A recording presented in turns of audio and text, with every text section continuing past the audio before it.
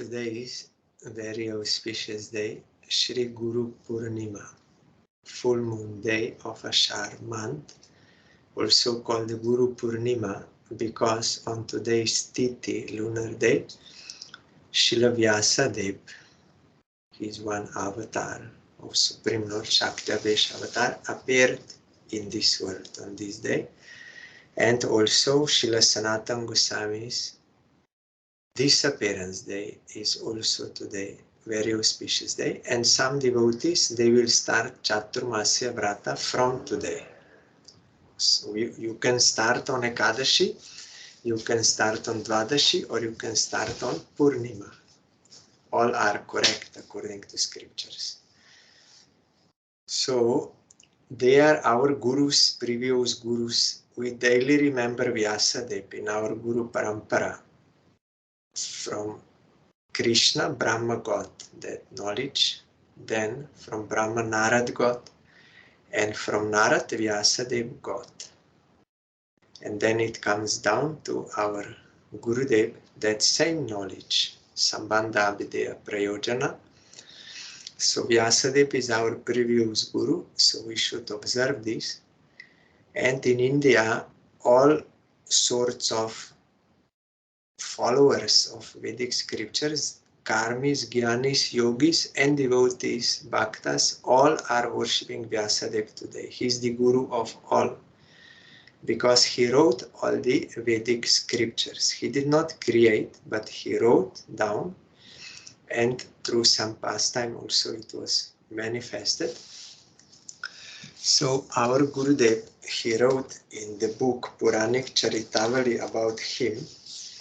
It is a very long history, so I cannot read everything, just main points I will try to remember. In Bhagavatam, in Vishnu Puran, in Mahabharata and other scriptures, his glories are mentioned. So one verse is from Bhagavatam, Tatah Saptadasha Jatah Satyavatyam Parasharat Chakre Veda Taro Shaka Drishto Pungshol Pameda Saha. Thereafter, as the 17th avatar of Godhead, descent of God, but he is Shakti Avesh, means empowered by God, God working through him, so non-different from God, that potency is there. So he is the 17th. Sri Vyasadev appeared in the womb of Satyavati through Parashara Muni, and he divided the one Veda into several branches and sub-branches, seeing that the people in general were less intelligent. So he helped them in this way. And also another from Bhagavatam, spoken by Sri Shukadev Goswami, Vichitra Viryas Chava Rajo Namna Chitrangado Hatah Yasyam Parasharat Shakshat Avatirno Hareh Kala. Vichitra Virya, the younger brother of Chitrangada, was killed by a Gandharva who was also named Chitrangada. Satyavati, the daughter of a boatman, gave birth to the master authority of the Vedas, Vyasadev, known as Krishna Dvaipayan Vedavyas, by union with Parashara Muni. So Satyavati is a daughter of one boatman. So one day Parashara Rishi Muni, very powerful, you can find also here, he wanted to cross that river and she was available at that time, and they were alone on that boat.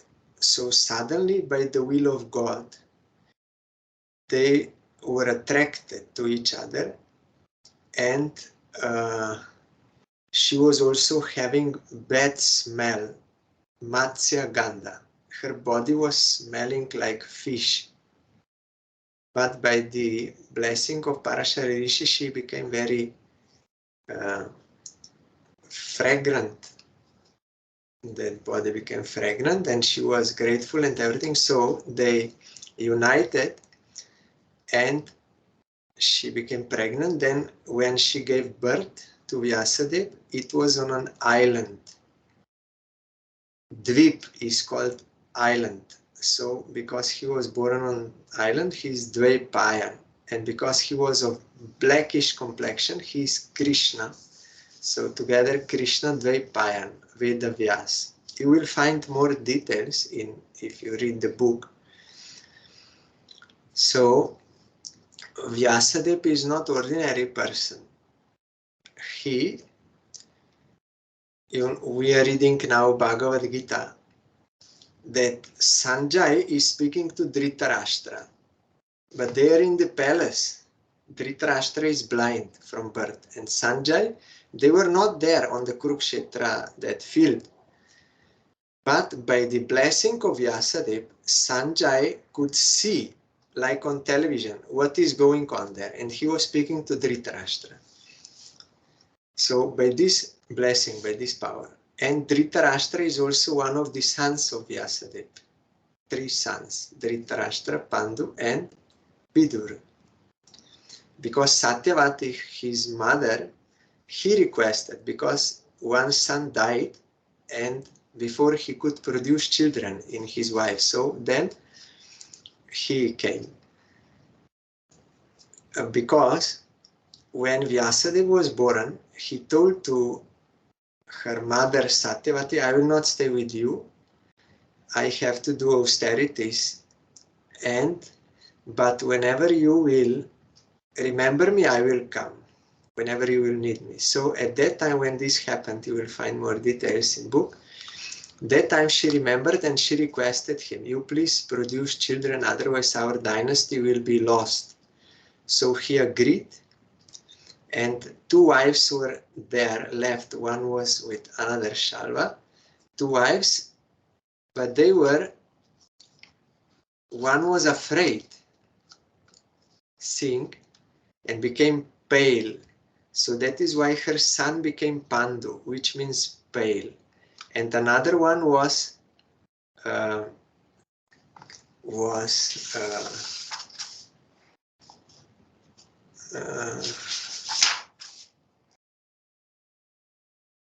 was scared,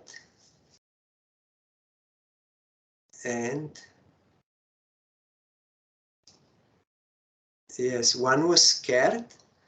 So from her came Dhritarashtra, and Vyasadev told, because of the fault of this, her mother, he will have to be blind when born, because mother should be happy when conceiving and all this. But they were afraid. He's a great sage, and also he was old and matted locks of hair and all this. So one was scared, another was also frightened and also morose and pale. And when Mother Satyavati again requested one of these wives for one more son, then she did not come, but sent another maidservant.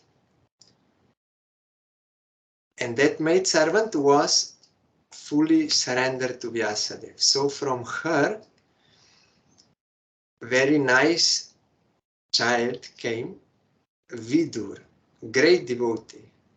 But there is also history why Vidur had to be born from a maidservant. He was cursed. All you will find in this Puranic Charitabali, in other biographies, but I cannot tell everything now. Time is limited. Today also some technical problem happened. That is why my video is strange, and we started late. But I have to remember, because the first teaching Gurudev gave me was everything happens by the will of Supreme Lord Shri Krishna. Nothing can happen without His will, and He's all good. So we have to see His grace in all circumstances. That is the first teaching, because Gurudev is not different from Vyasadev and not different from Sanatan Gosvami. Same realization, because truth is one. Those who realize truth, they are Guru. So they are giving us the truth. That is Guru. Remove our ignorance and give us actual knowledge, actual vision. So also, when Vyasadeva was writing Mahabharata, is very long, and he invited Sri Ganesh, demigod, that half man, half elephant. There is also history why he has elephant head and all this, because he was sleeping with head to north side. That is not auspicious. It is not good. Then whole history there, but this was the cause. So we should not sleep with our head on north. You can sleep on east side or south, but not on north or west. That is not auspicious. So Ganesh came and he said, yes, I will write. Vyasadev said, I will speak, I will dictate, and you will write. Then Ganesh said, yes, I will write, but if you will stop dictating, then I will also stop writing and I will not continue. So continuously you have to speak. Then Vyasadev thought, okay, then, but you can write the verse only after understanding the verse. If you don't understand, then you cannot write and you cannot go further. Then Ganesh said, yes, okay. So they were writing, and Vyasadev had to sometimes make some very difficult verses to understand. Then that time Ganesh had to think much, and Vyasadev could get some rest that time. So some verses in Mahabharata are there, which are called Vyasa Kuta. They are those complicated verses because of this reason. So he is not ordinary person. And also, after Kurukshetra war, this Bhagavad Gita Kurukshetra war, many ladies, the wives of those who were dead, they were lamenting. But Vyasadeva, by his mystical power, he could show them the souls of the husbands, that they are all right, they are still existing. They were not in those bodies, but they were souls and they could recognize. So their lamentation was gone.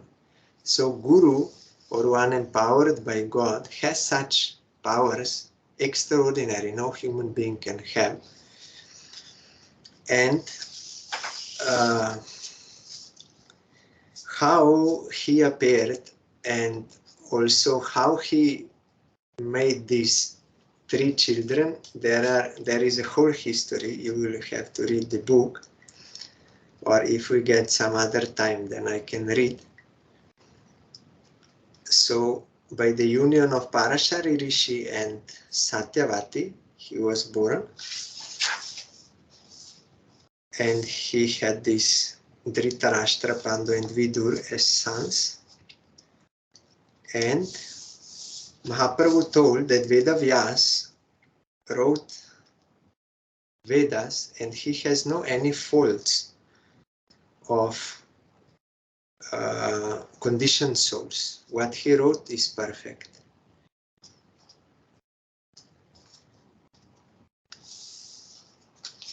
And this is the most important point also. In Vyasadev's life, he was teaching by his own example that after writing Vedas and dividing them into 4 categories, and all Upanishads are there and Brahmanas, and then also Vedanta Sutra he wrote, and also he wrote Mahabharata, but he was unsatisfied. Then he did not know why, playing the pastime to give us teaching. So he remembered his Guru Narad. Then Narad came in Badrikashram, and Narad asked him, "Oh Vyasa, how is your soul in relation to your body and mind?" This is how he asked. Because to ask soul how she is useless, because soul is always blissful. And to ask body or mind, their inert matter, to ask how are you is useless. So how is your soul in relation or in connection with body and mind? Ask. Then Vyasadev, you know everything, Gurudev, because Guru knows everything, what is in our heart. I am unhappy. I wrote all these scriptures for the benefit of the people, but I am unhappy. Why is it so? Then Narad said, what you did? He said, people, they want to do some piety, good works, so that they can have economic development and fulfillment of their desires.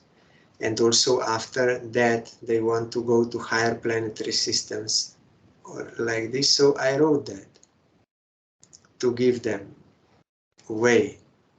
Then Narad said, you did all wrong, because jivas, naturally they have, that is their diseased condition. They have all these desires and you have increased their disease. How you can be happy? You have given them disturbance, not peace. Then he said, but I also wrote about liberation, to merge yourself into impersonal Brahman. Then Narad said, that is even worse, because you have deprived them of the service of Krishna for all time. That is like suicidal act. They will get no happiness. You should write about Krishna. Then he said, I did write about Krishna in Mahabharata, and Gita is there inside. Then Narad said, yes, you wrote, but that is some other target. For liberation is there. About devotion to Krishna, it is not clearly written. So you will have to write for Krishna satisfaction. Krishna is supreme bliss. By getting in contact with him, jivas can be happy through service. Then you will get bliss and you can give to others, otherwise not. So then Narad gave 4 verses of Bhagavatam, those Chatushloki, and Vyasadev was meditating, and in that meditation he saw Supreme Lord Shri Krishna along with his internal potency. He also saw his external potency Maya, and he saw marginal potency Jiva. And he saw when Jiva is averse to Krishna, then Maya envelopes Jiva. Although Jiva remains transcendental, but now covered, enveloped by Maya, and is getting all these sufferings. Birth, death, old age, disease, threefold afflictions. And the only way how she can be released from this is through devotion to Krishna. So he saw this actually, practically, directly he saw. Then he wrote the Srimad Bhagavatam with all the Leelas of Krishna and his different avatars, and clearly it is mentioned about pure devotion to Krishna and rejecting all other motives for Dharma, Artha, Kama, Moksha, he wrote. Then, and also about biographies of pure devotees and examples, and so many you will find in Bhagavatam.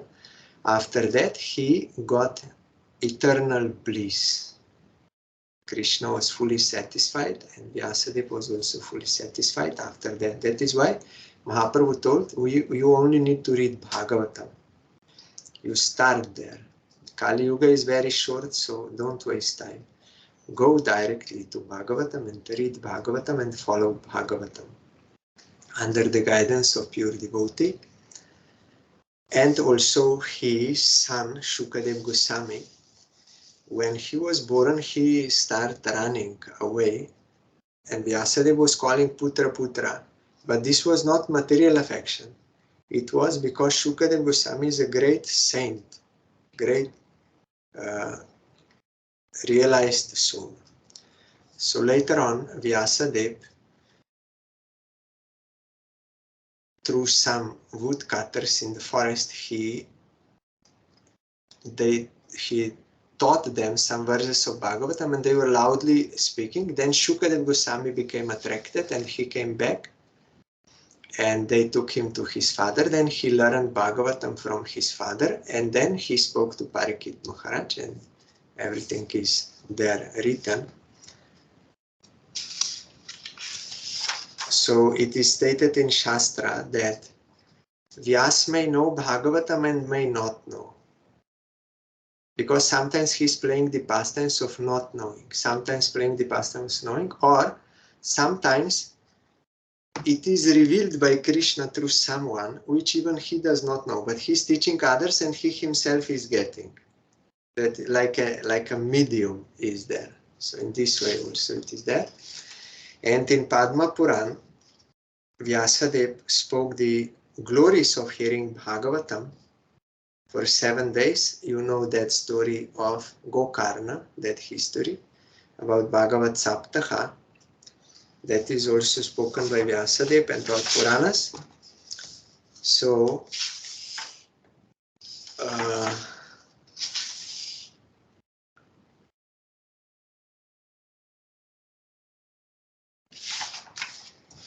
in Bhagavatam there is Pranam mantra. Namastasmai Bhagavate Vasudevaya Vedase Papur Jnanam Ayam Soumya Yan Mukham Buru Hasavam. I offer my respectful obeisances unto Srila Vyasadev, the avatar of Vasudeva Krishna, who compiled the Vedic scriptures. The pure devotees drink up the nectar of transcendental knowledge, dropping from the lotus-like mouth of the Lord. And another one from Bhagavatam, Naradah Praha Munaye Sarasvatya State Nripa Dhyayate Brahma Paramam Vyasayamita Tejase. O King, the unlimitedly brilliant sage Vyasadev, sitting on the bank of river Saraswati, was meditating upon Lord Krishna, and there he learned this Srimad Bhagavatam from Sri Narad through the disciplic succession. So Gurudev also mentioned, although all karmis, jnanis, yogis, they are also worshipping Vyasadev, but not in the same way as devotees do. They see their eternal relation with him as Guru. So, today is his appearance day. You will find more details in the book.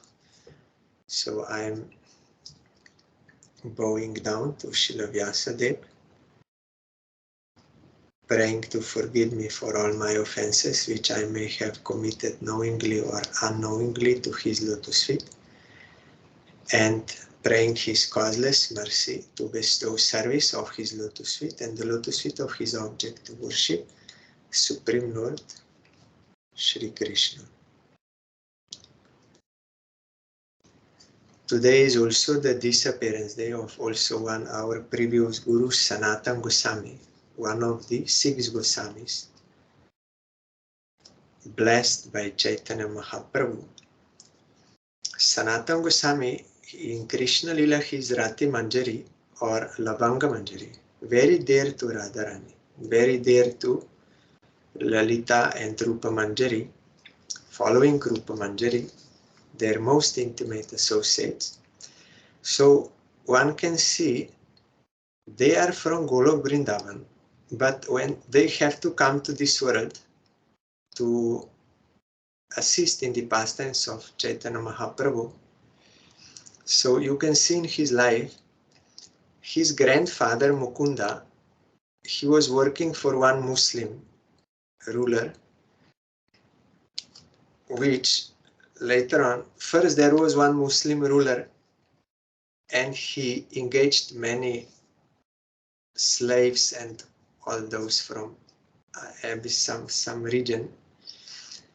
So then his son became next ruler, and his son became next ruler, and that ruler, that son, those eunuchs and slaves and all those, they made that coup in English, or revolution. They killed their ruler and they became the ruler. And Sanatan Goswami was working for that ruler who was killed, assassinated. But he survived somehow. He survived, and those who were rulers, these Hafsis, they accepted Hussein Shah for their ruler. And later, Sanatan Goswami was also working for this Hussein Shah as a prime minister, because he was very capable, intelligent, very competent person. So he was a prime minister, topmost position in that Hussein Shah. And so he had to undergo this. Manjari from Golok Vrindavan had to undergo such things. I don't know how they are experiencing this. They know everything, so they see how this world is going on. All the times fighting and all these false egos. So then, when Chaitanya Mahaprabhu, I'm telling in short, you will find all details in the book because time is limited here. When Mahaprabhu wanted to go to Vrindavan, then he came to Ramkeli village where Rupa and Sanatan, they were living. At that time their name was Sakar Malik and Dabir Khas. Dabir Khas, Rupa Goswami, Sakar Malik, their Muslim names, Sanatan. Then when they heard, they came to him, and first they met his all associates, Nityananda, Haridas and others. Then they took them to Mahaprabhu, and with great humbleness, they submitted themselves to Mahaprabhu. We are lowest of all. Although they were born in Brahmin, family high, but they were working for Muslims and going to Muslim houses and all this. So, yes, I forgot to tell, before Mukunda's grandfather of Sanatan, he was working for that Fateh Shah who was killed later. So when grandfather died, then Sanatan got that job instead of his grandfather. But the father of Sanatan, he was so much against Muslims, even he did not enter into any Muslim's house. But Sanatan Goswami was working for them. So this is all lila, we cannot understand. But this world is always going on. Wars and fighting because of false ego, forest fire, all this is going on all the time. Cheating, all things going on. Then they submitted very humbly to Mahaprabhu and praying for his grace to rescue them from such abominable state. Then Mahaprabhu said yes. They wanted to come with him. Mahaprabhu said not now. Later, when I will go to Vrindavan, you can join me, because that time Mahaprabhu was returning to Puri because he had too much people with him.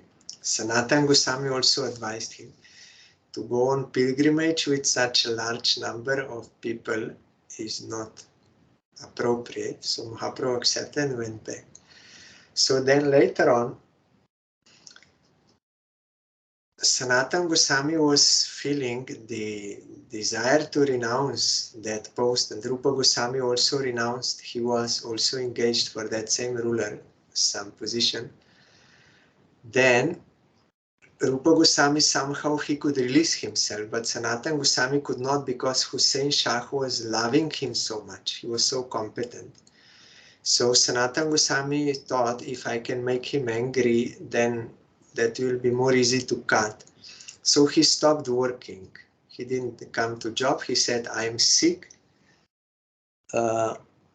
So he was not coming. But in reality, he was studying Bhagavatam with some scholars in his home. Then Hussein Shah became suspicious, and he came to his house and saw that he's actually all right. And he was trying very much to convince him to come back, but Sanatan Goswami refused. And he said, now I will go to attack Orissa, so you should come with me. Then Sanatan Goswami said, no, why you want to attack the land of Jagannath and killing his servants? That is, I will not go. So then Hussein Shah put him in prison. And Gurudev explained, it is not in the book, but Gurudev explained, not because he was disturbed that he is not working anymore, but he was afraid that if Hussein Shah will be fighting there in Orissa, because Sanatan Goswami is so capable man, then he may try to get his position as a ruler of Bengal. He was afraid of his own position, that Sanatan Goswami will overtake him. For that reason, he put him in prison.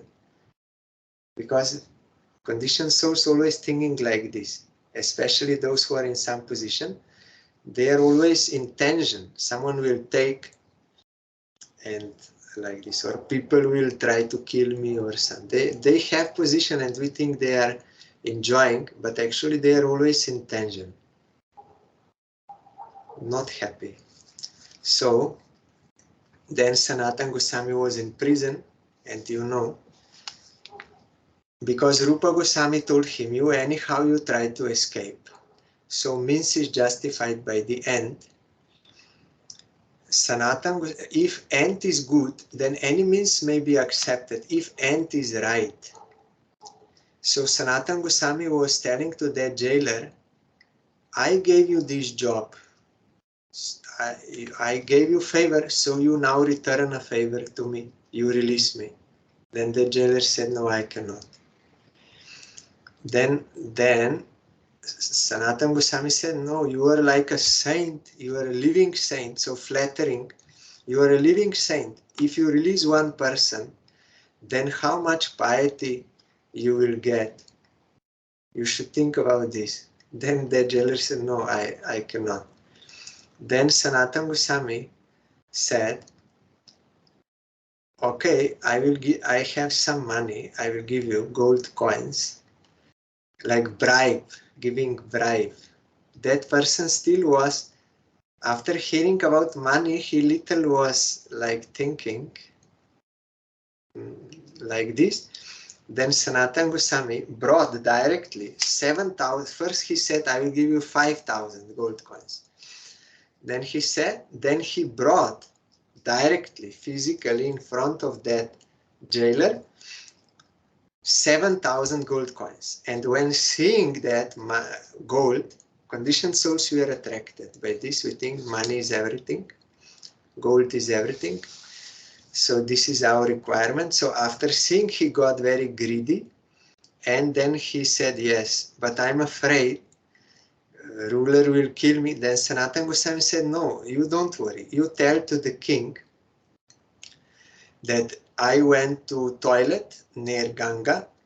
Then suddenly I jumped into Ganga and I was drowned and you could not find me. So it is like this. And he said, I will not remain here in this place. So you don't worry. I will become Muslim mendicant, Sufi, and I will go to Mecca. Like this, lying, bribing, asking for favor, flattery, everything he did. Why? Target is correct. Otherwise, these are immoral activities. But for proper target, they can be used. And no one is harmed also.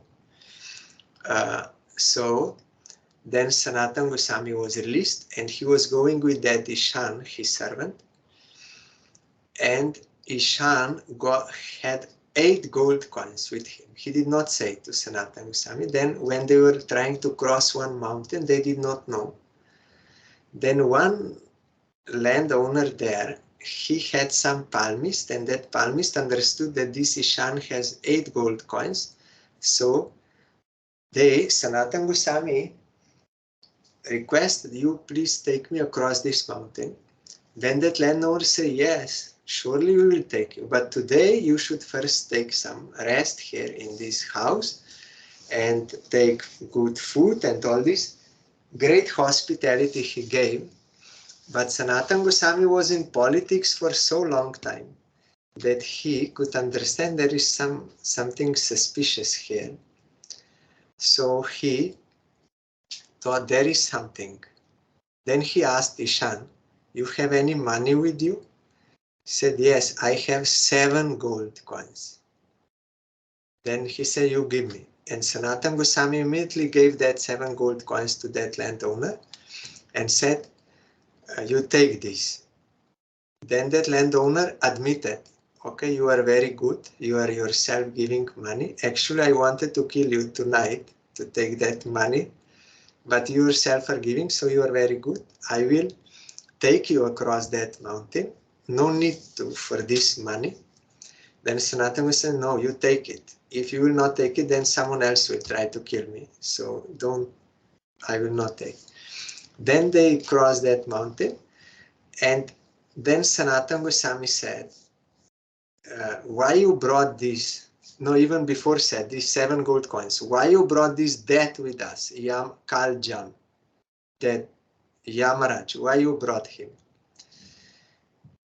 And then later on, Sanatan Goswami said, you have still something? Then he said, yes, I have 1 gold coin. Then Sanatan Goswami said, you are not fit to renounce this world because you are depending on money. You think that will save you, so you are not fit to renounce this world. So Sanatan Goswami sent him home, and he went himself to Varanasi, where he met Chaitanya Mahaprabhu. Now I am telling very quickly because time is limited. There are so many details. Nice. You will find in the book. And Mahaprabhu accepted him very happily. And there in Varanasi, Mahaprabhu taught him for 2 months. Sanatan Goswami played the pastime of sincere aspirant and Mahaprabhu as guru. So Sanatan Goswami said, all people, they are respecting me, that I am very learned and everything. Mahaprabhu said, yes, you are a very competent person and you are knowing so many languages and everything. Yes, it is right. Then Sanatan Goswami said, yes, but I think I am a fool because I don't know who I am and why I have to suffer these threefold miseries from body, mind, from other living entities and natural calamities. You please tell me, and what is the goal of life? What is the process to attain it? Sanatan Goswami inquired, and Mahaprabhu would reply to him, Jiber Sarup Hoy Krishna Nityadas, Krishna Tatashta Shakti Beda Bed Prakash. Krishna Bhuli Seiji Ponadi Bahirmu Kote Mayatarde Sangsar Duk. Every Jiva is eternal servant of Krishna, being his marginal potency, simultaneously different and non-different from him, as potency cannot remain separate from the potent, but is subordinate. And when Jiva, by the misuse of her relative independence, becomes averse to Krishna, then she is enveloped by Maya, and because of that she has to undergo all these sufferings. Then, Sadhu Shastra Kripai Jodi Krishna Unmukho Hoy, Sei Jip Nistare Maya Tahare Charai. Sadhu Shastra Kripa Jodi Krishna Unmukho Hoy, Sei Jip Nistare Maya Tahare Charai.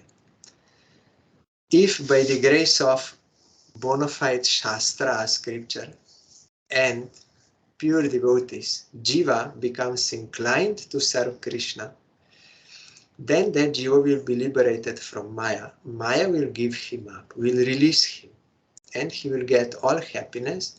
When one is happy, all happiness in the service of Krishna. When one is happy, there is no question of any suffering. So Mahaprabhu replied to him, and then in details he was explaining about our relation with Krishna, who is Krishna, his different avatars and realms, everything he explained to him. For 2 months he was explaining. Then about the process, devotion to him, and about the ultimate goal of life, Krishna Prema. And then also he explained in 61 ways that Atmarama Shlok from Bhagavatam. And there also he narrated one pastime of Narad and that hunter to show the glory of associating with pure devotee, that even such a cruel person can be changed by the grace of pure devotee. Everyone can be changed. So such is the glory of sadhu. Then Mahaprabhu ordered him that he should serve Krishna by writing scriptures explaining devotion, devotional Siddhanta, and also excavate lost holy places in Vrindavan, and to establish deity worship, and also to write a book about the behavior and rules and regulations following of devotees for devotee society. So Sanatan Goswami, on the order of Mahaprabhu, he wrote Hari Bhakti Vilas, all the rules and regulations there. Then he wrote Brihad Bhagavatamrita. It's a very good book. There all Bhakti Siddhanta is there, by giving all examples of different devotees. And he established the worship of deity Madan Mohan, Radha Madan Mohan in Vrindavan. And he also revealed many holy places there in Vrindavan. And Sanatan Goswami also came to Puri and was staying with Haridas Thakur. And they were speaking about Krishna all the time. And Sanatan Goswami got some disease in his body when going through that forest drinking some bad water. He thought, now my body is useless, and if some servants of Jagannath will touch me, I will commit offense. And Mahaprabhu is all the time embracing me. It is not good. Better I should give up my life. I will throw myself under the wrath of Jagannath, under the wheel, and I will give up. Mahaprabhu understood everything, and he said, he said to Haridas, you see Haridas about Sanatan. He wants to destroy another man's property. His body is my body. Already he surrendered to me, and now he wants to destroy another man's property. What is this? Then Mahaprabhu said to Sanatan, if I could attain Krishna by giving up my body, I would million times give up my body. But that is not possible by committing suicide. Only by bhajan one can attain Krishna. And I have so many things to do through your body.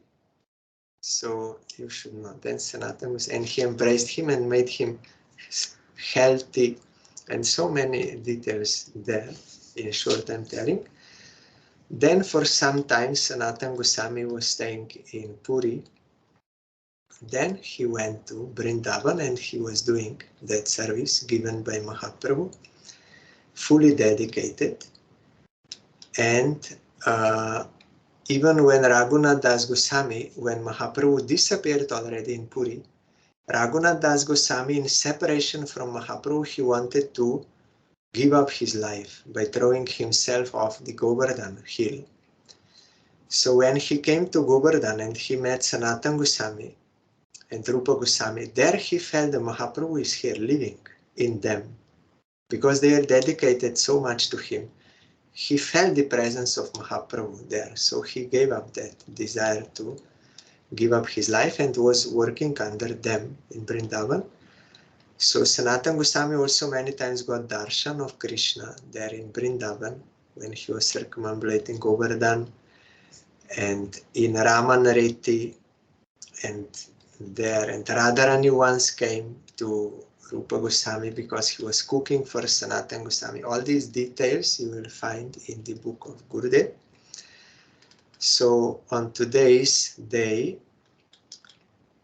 Srila Sanatan Goswami made the pastimes of disappearing from this world, and his samadhi you will find near Radha Madan Mohan. Down from that hill on left side, you will find his samadhi mandir, and also there is some samadhi of books there, Grantha Samadhi, those old books which were like becoming deteriorated, so they made samadhi of those books. So Sanatan Goswami disappeared today, so I'm bowing down to him and to kindly forgive requesting, praying to him to kindly forgive me for all offenses which I may have committed knowingly or unknowingly to his lotus feet, and pray for his causeless mercy to bestow service of his lotus feet and the lotus feet of his object of worship, Chaitanya Mahaprabhu and Radha Krishna. And non-different from Vyasadev and Sanatan Gosvami is Gurudev. Non-different, appearing in that preceptorial channel, same teaching, same realization. So I did not see Vyasadev and not Sanatan Goswami, but I saw Gurudev. So I am bowing down to Gurudev and praying his causeless mercy to forgive all offenses and to bestow service of his lotus feet and the lotus feet of his object of worship, Shri, his Gurudev and whole Guru Parampara and Chaitanya Mahaprabhu and Radha Krishna. So, first teaching I got from Gurudev was this. In my first meeting, Gurudev said, everything that depends on the will of Supreme Lord Shri Krishna. Everything is happening by his will and he is all good. And Gurudev is living in that realization. And he gave me one drop of that. At that time, I became fully peaceful and blissful by Gurudev's grace. So, a bona fide Guru is very rare in this world. There are many so-called Gurus who will take money from their disciples. But there are rare Gurus who will take suffering away from their disciples by prescribing devotion to Krishna. They themselves are doing devotion to Krishna. Gurudev explained to me on this Guru Purnima topic. He wrote to me in one letter also that Guru is not thinking I am some competent person and I am rescuing others. No. Guru is servant of Krishna. Krishna loves all jivas and doesn't want to see them suffering in this world, being averse to him. He always wants they should come to him for his service out of compassion he wants. But they have their relative independence. He does not interfere. So they want to enjoy. So Krishna has to give all this. But if they will willingly come to Krishna, then Krishna will be happy, like lost son coming to father. And bona fide Guru, he has no any other target except to satisfy Krishna. So he knows Krishna will be satisfied if I can bring these jivas to submit to Krishna for his service. I should try to persuade them, to convince them. Then Krishna will be happy. So they are actually doing service of Krishna. One who does service of Krishna can inspire others to do service of Krishna. No one else.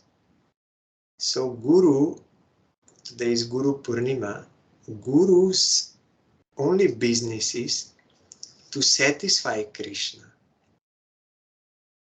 They are satisfying Krishna. They are worshipping him, serving him, and also trying to bring others to the service of Krishna to satisfy Krishna, not for any other target.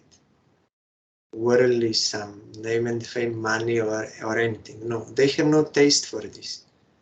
No any desire. Their only desire is to serve Krishna. So by serving as gurus, they are actually serving Krishna. By serving Krishna, they are inspiring others to serve Krishna. So we need the association of such real bona fide guru to become inspired to serve Krishna, and we should take shelter of him and take initiation from him and guidance from him, and should worship Krishna under his guidance. That is our duty as a human beings. We should do this. So I am praying for causeless mercy of Srila Gurudev and all gurus appearing in preceptorial channel, and Supreme Lord is the original Guru. I am praying their all grace. Tomorrow we'll hear further.